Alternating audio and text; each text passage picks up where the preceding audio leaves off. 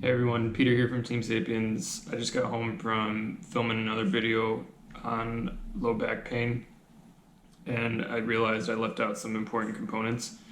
So if you want to get caught up to what that case was specifically, I'll leave a link here so you guys can pause the video and catch up with some of the more specific details. So we're dealing with a teenage diver, and throughout the whole examination process in my mind is this a fracture or not? Because he's got some pretty specific low back pain. The activity that he does is jumping. It's very vertical loading in nature. So with any physical examination, with any patient, you're always on the alert for some sort of red flag situation that would indicate that you need to refer that person out for an x-ray, some further testing from a physician. That's outside of our scope, and if your physical therapist isn't doing that, then they're not doing their job.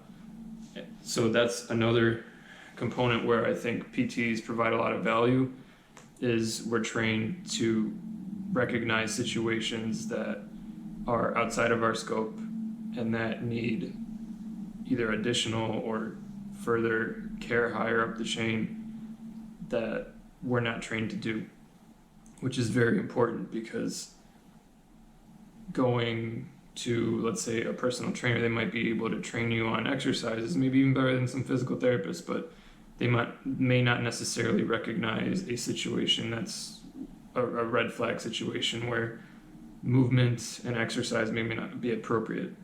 So again, that's where I think PTs can provide a lot of value. So some ways that I ruled that out, because the age, the activity, the location of the symptoms all kind of have a hint of a lumbar spine fracture. One, I palpated it. It wasn't point tender. Another thing I did was, this isn't necessarily a validated test to my knowledge, but it would make sense to me. I just had him sit on the exam table, and I pushed straight down through his shoulders to vertically load and compress his spinal column. And in my mind, the reason for doing that is because if his spine is fractured, that's probably not going to feel good. So I want to know that. And it wasn't, so he felt fine during that. So that is another piece of evidence against a possible fracture. And I don't want you guys necessarily to think that, if you go home, if you have back pain, if someone pushes down on your back, that you have a spine fracture. Again, that's not a validated test. This is also a good point to bring up. Two technical terms, sensitivity and specificity of tests. And I don't want to get behind all the technicalities behind it, but it's essentially what you need to know is that any orthopedic test, or even not orthopedic test, any medical test can have a rate of being a false positive or a false negative. So just because you have a positive result on a test, so if we take the situation specifically, if I take someone and push down on their back and their back hurts, that doesn't mean they have a spine fracture. It means they have pain. But if that was positive for this person, if they were point tender, if I couldn't change their symptoms in any way, that would all be an argument for the fact that, hey, this might be a spine fracture, because this cluster of tests kind of indicates that, as well as they're not responding to conservative care.